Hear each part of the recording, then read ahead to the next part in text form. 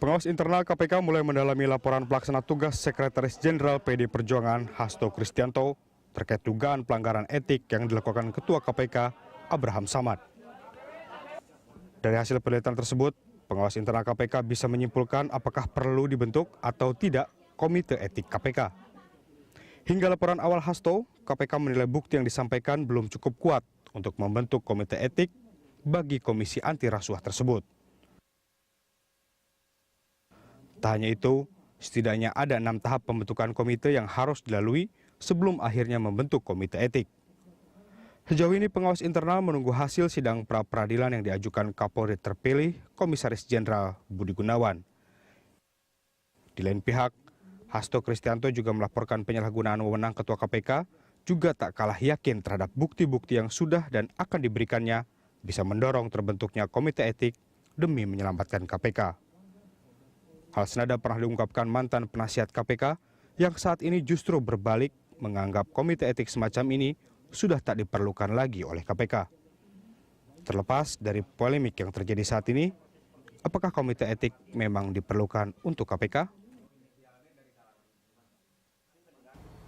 Ya, dan untuk membahas hal ini sudah hadir 2 narasumber pagi ini di Studio Berita 1. Ada kuasa hukum KPK Alfon Kurnia Palma dan juga sudah hadir kuasa hukum Hasto Kristianto Arteria Dahlan. Selamat pagi Bang Alfon dan juga Bang Terry. Pagi Mbak. Saya ke Bang Terry dulu Bang. Bagaimana sebenarnya sampai saat ini bagaimana perkembangan laporan Hasto Kristianto terkait dugaan pelanggaran etik Ketua KPK? Jadi perlu disampaikan kepada publik di sini, kami tidak pernah melapor.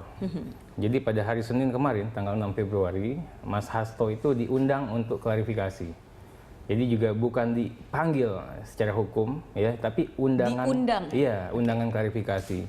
Jadi note-nya juga jelas, kalau panggilan itu kan SPGL, kalau kami ini hanya undangan klarifikasi. Nah kemudian, ya proses pro justisia mungkin ada. Karena diundang oleh KPK. KPK. Jadi dalam hal ini bagian pengawasan internal dan Dumas itu, Pak Ari Widiatmoko. Nah, kami dihadirkan terkait dengan keterangan Mas Hasto yang namanya testimoni 6 pertemuan, dan yang kedua terkait pernyataannya dalam RDPU Komisi 3 tanggal 4 Februari kemarin. Nah, semua yang disampaikan dalam RDPU maupun yang disampaikan dalam testimoni dan bahkan yang disampaikan pada saat memberikan keterangan di Barreskrim Polri itu sudah sepenuhnya kami hadirkan kepada teman-teman pengawas internal di situ. Bahkan tidak hanya itu, Mas Hasto pun sangat kooperatif pada saat ditanyakan ada apa sih Pak. Jadi setiap kalimat ya, setiap pernyataan dan dalil itu dihadirkan, ini loh buktinya. Buktinya itu tidak hanya satu. Ini begitu kita bicara pertemuan pertama, buktinya ada A, B, C, D, E. Bukti-bukti yang kemarin ya. ikut diserahkan itu apa aja? Pertemuan pertama kita kasih lihat yang namanya Pak Supriyansah itu bagaimana dia mengantarkan Pak Abraham Samad misalnya. Bagaimana juga dengan pakai tutup masker dan topinya itu. Kemudian juga kita kasih tahu di situ bukan hanya Mas Hasto loh, ada lagi yang namanya seseorang. Ya, pihak pertama, pihak kedua yang turut menyaksikan dan tidak hanya melihat pertemuan, mengetahui betul substansinya pertemuan. Ini erat kaitannya, karena kan saya sepakat tadi dikatakan masalah kode etik perlu atau tidak bagi kami ya sebenarnya sudah ada di ranahnya, udah ranah hukum ini, bukan ranah etika lagi. Sedang dilakukan pemeriksaan di Barreskrim. Dengan dilakukan pemeriksaan itu, pertemuannya sudah terbukti. Bagaimana kita buktikan lagi ada tidaknya pimpinan KPK membahas mengenai perkara itu, pasal 36 dan 65. Tapi kalau dengan keberadaan kode etik itu, walaupun itu sudah, kalau tadi kan itu ranahnya sudah bukan ranah sekedar ranah etik saja. Betul. Tapi perlu tidak ada kode etik? Kami pribadi mengatakan itu perlu. Kenapa? Untuk menjaga integritas KPK, menjaga kredibilitas KPK. Kita akan lihat ini ada pernyataan dari Deputi Bidang Pencegahan KPK Johan Budi. Ini terkait bukti yang sudah diberikan oleh pihak Hasto kepada pengawasan bagian pengawasan internal KPK.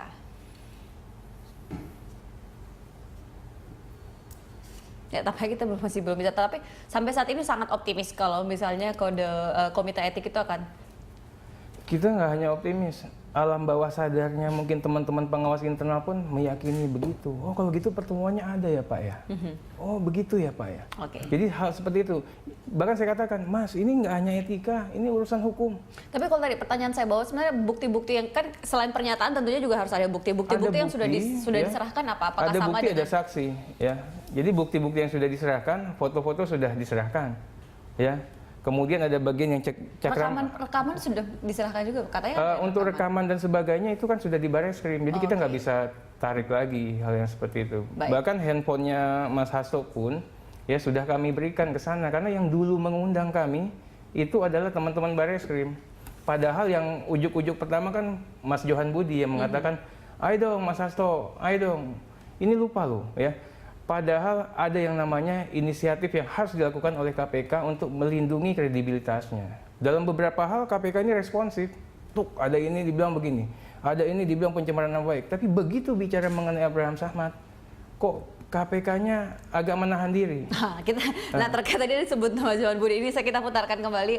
Ini dia ada pernyataan dari Deputi Bidang Pencegahan KPK Johan Budi. Dari keterangan pengawas internal, Hasto menyerahkan beberapa foto ke pengawas internal. Tentu kita butuhkan tidak hanya foto untuk ditindaklanjuti membentuk komite etik. Nah saya ke Bang Alfon dulu nih, Bang Terry. Bang Alfon, kalau dari tim pengawas internal, kalau dari informasi yang Bang Alfon mungkin dapatkan di KPK, seperti apa perkembangannya sejauh ini?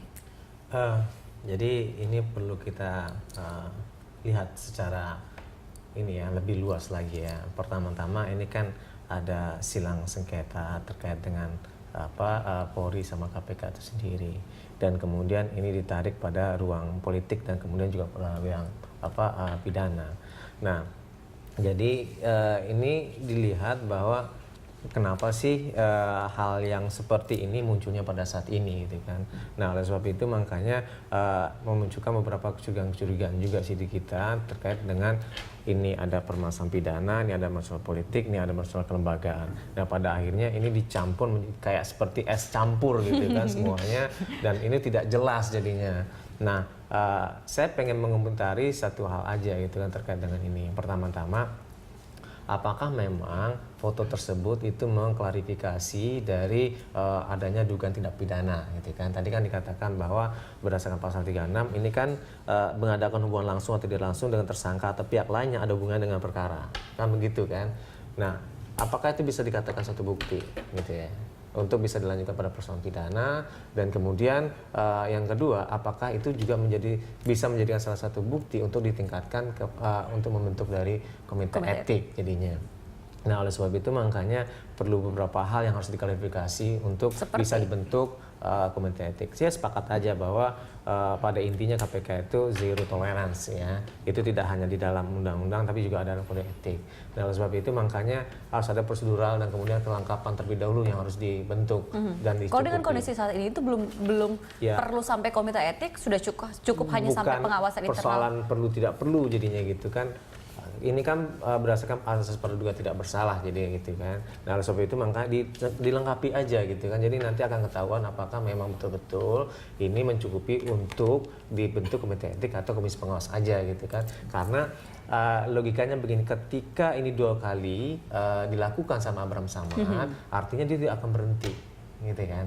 Nah artinya ini bisa dikaitkan dengan kerangka besarnya gitu kan. Bambang Wijayanto itu udah tersangka, dia nonaktif gitu kan. Anam Pandu Praja begitu juga Zulkarnain, dan kemudian kemarin itu baru dilaporkan juga si Johan Budi gitu kan. Nah ini ada apa? Ini bingkai besarnya ada apa jadinya gitu kan. Nah itu yang harus dilihat secara bingkai besarnya. Dan kemudian pertanyaannya kenapa kemarin itu pertama-tama itu kepada lembaga politik gitu kan, bukan lembaga hukumnya gitu kan. Nah ini menjadi suatu persoalan-persoalan yang menurut saya perlu dijawab terlebih dahulu gitu kan, agar ini lebih clear gitu. Nah terkait dengan komite etik, sebenarnya wacananya ini kan juga sudah muncul sejak 2013 lalu, tapi ya responsnya ini masih kurang. Kita akan lihat ini ada pernyataan dari Abdullah Hehamahua. Sudah tidak perlu lagi komite etik kecuali nanti proses hukum di Mabes Polri tidak terbukti ada tindak pidana, baru dibentuk komite etik karena pidana itu lebih tinggi dari etik. Iya, sepakat seperti itu gitu kan. Bahwa sekarang sudah masuk pada wilayah pidananya gitu kan. Nah, etik tidak membatasi dari wilayah pemeriksaan secara pidana. Nah, oleh sebab itu makanya akan lebih baik memang bukti-bukti juga diserahkan gitu kan. Jadi akan kelihatan bagaimana. Karena kalau bukti-bukti yang diserahkan masih belum lengkap gitu. kalau melihat dari sekarang foto tadi. Fotonya foto yang mana gitu kan? Apakah foto pada saat dia di mobil gitu kan yang bersebelah-sebelahan, dan kemudian juga foto pada saat dia katanya di samping dari petinggi anak petinggi dari TNI yang dugaan saya itu Hendro Priyono gitu ya. Atau mungkin siapa?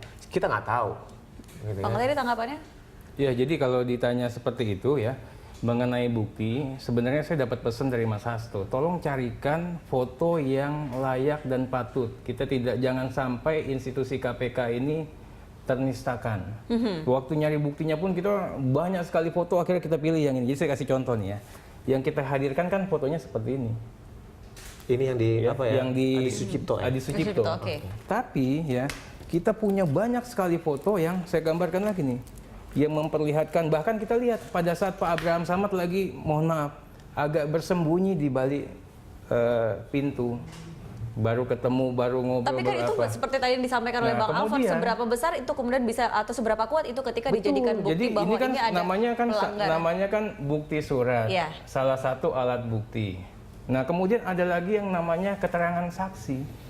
Ternyata orang-orang di sini pun tidak hanya Mas Hasto, ada beberapa orang lagi. Nanti kita ungkap satu-satu. Kita sebutkan ke Barreskrim. Ada si A, ada si B. Dan ternyata tidak hanya salaman atau cipika-cipiki, ada pembicaraan yang terekam tidak pembicaraan itu. Nanti kita lanjutkan di segmen berikutnya. Bang Terry dan Bang Alfon, kita akan kembali sesaat lagi pemirsa.